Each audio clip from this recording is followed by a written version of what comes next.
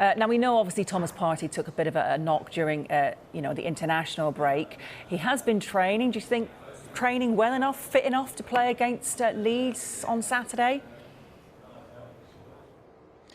Well, I'd love to say that I've got Mikel Arteta's ear and I can actually listen to him and speak to him. But no, look, he might well be. I think looking at him in training, he was as involved as anybody else out there on the training field today, which is really good news for Arsenal fans. He's been vital for them in the centre of the park all season long. A lot of the good things that Arsenal have done all season have gone through him in the middle of the park, defensively and also offensively as well. Bringing that ball out from the back has been very, very important. So, look, that would be really good news for all Arsenal fans to see him out there in training.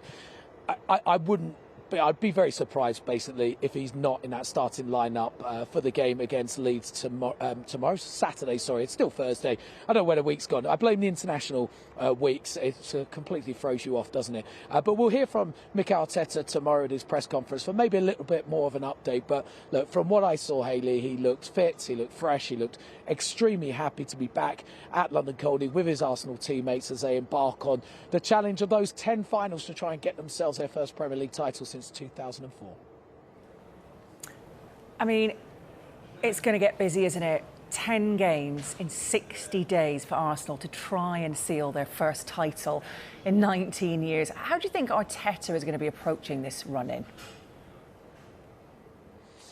Yeah, you said 10 games in 60 days. Actually, that's probably not too bad, is it, really, at this stage of the season? I know Peter was speaking earlier. He was getting a bit exhausted talking about Manchester City's remaining fixtures with FA Cup commitments, with Champions League commitments as well. And we know the Champions League is a big aim for Manchester City. Here at Arsenal, though, without any European football, without any other cup competitions, their full focus now is on those 10 games. So 10 games in 60 days, maybe not that much at this stage of the season. I think the focus will, I've said it before in my life, it's so boring. And every time I ask a manager this question, I get bored listening to that same answer. But it's going to be one game at a time. Look, they've just got to continue to put points on the board. Let's not forget this Arsenal side have won their last 6 Premier League games. This was after a little mini wobble, so to speak, after the defeat to Manchester City at the Emirates Stadium. They bounced back, 6 Premier League wins in a row, maximum of 18 points. They're 8 points clear at the top of the table right now. Yes, Manchester City have a game in hand, but look, Arsenal in a really strong position going into this game against Leeds. Aside, Hayley, that they've got a fantastic recent record again against. They've won 11 of their last 13 games against them as well.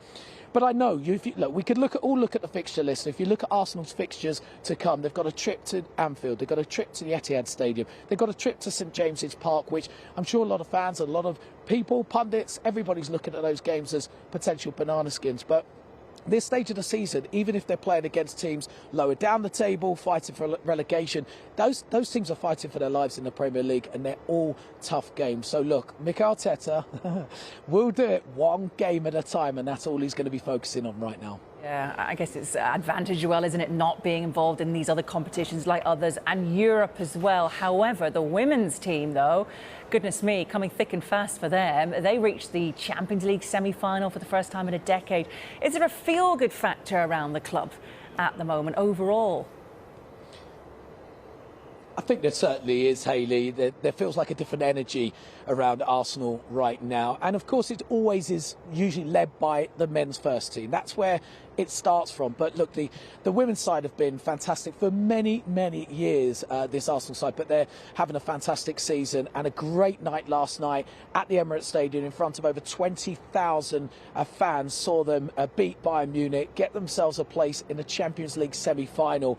It's a great place to be around here, whether you're a coaching staff, whether you're a player, whether you're a fan of this football club as well. With the women's team doing so well, you've got the under-18s are in the FA Youth Cup semi-final next week. That's the team led by Jack Wilshere as well. And, of course, the first team men's fighting for a Premier League title. It's certainly good times at Arsenal right now. Look, they've been through some tough moments. We know what it's been here at Arsenal over the last few years, or certainly since the end of Arsene Wenger's reign at the club.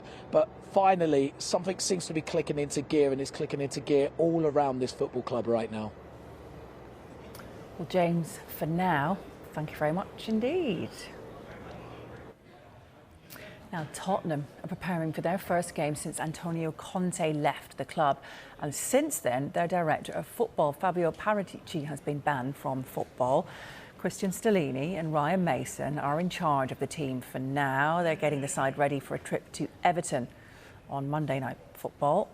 Harry Kane returned to training as England's all-time record goal scorer.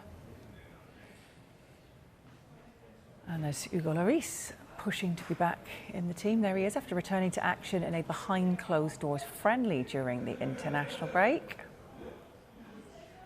Ivan Perisic and Richarlison were kept away from the main squad, both taking part in individual training as they work their way back from injury.